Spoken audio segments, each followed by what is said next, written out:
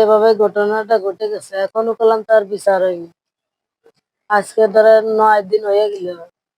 বুধবারের রাতের ঘটনা, 10 দিনই প্রায়। 10 দিনের ভিতরেই তো তার ধরা পড়ছে, কিন্তু সেই 10 দিনের ভিতরে এখনো কলাম তার বিচার হয়নি। আর হবে কবে তাও আমি বলতে পারবো না, কিন্তু আমি জানি যে আমার মনি মারা গেছে, কিন্তু তার আর থাকলাম এখনো শান্তি পাইনি।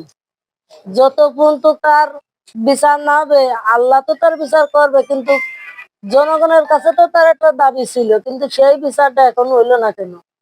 আর হইলো না যখন, তাহলে 2-1 বেলার ভিতরেই শাস্তিটা দেবেন, তাও জনগণের ভিতর দেবেন, জেল খেলনাই না।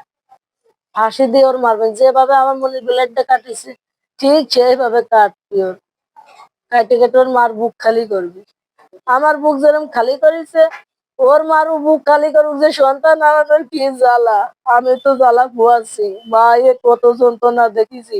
দেখার পরে আমি আল্লাহর কাছে নামাজ পড়েছি, আমার সামনের পর থেকে আমি আর দেখতে পারতেছি না। তো সেইভাবে বিচার যেন করে, সুষ্ঠু বিচার। আর একটা জিনিস, যে আমার স্বামী ধরেন অসুস্থ, আমার পরিবারটা আজকে 9 মাস ধরে অসহায়, যার কারণে এমন ঘটনা ঘটে গেছে।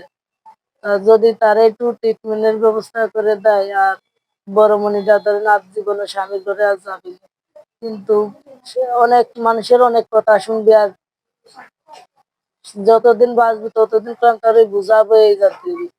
বাপ মার ঘরে যাতে বুঝাটা না পাই, যে কোনো ছোটখাটো যার ভিতরে যদি একটা কর্মস্থানে ঢুকাতে, ধরেন আমরা তো গ্রামের মানুষ, আমরা তার ওইটা জানি। তাই এটা যদি আমার সাহায্য করতো, সহযোগিতা করতো, এইটুকু আমার অনুরোধ।